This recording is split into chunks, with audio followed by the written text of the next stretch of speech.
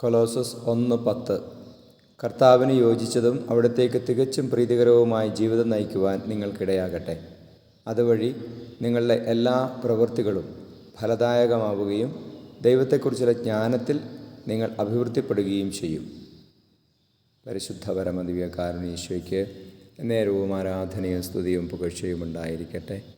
ഈശോയെ നന്ദി, സ്തുതി, ആരാധന. Hallelujah, hallelujah, hallelujah. ഈശോയെ, അങ്ങയുടെ സ്നേഹം എത്രയോ വലുതാണ്. കർത്താവെ, അങ്ങേക്ക് യോജിച്ചതും പ്രീതിജനകവുമായ രീതിയിൽ ജീവിക്കുവാൻ ഞങ്ങളെ സഹായിക്കണമേ. ഞങ്ങളുടെ പ്രവൃത്തികളെ അങ്ങ് അനുഗ്രഹിക്കണമേ.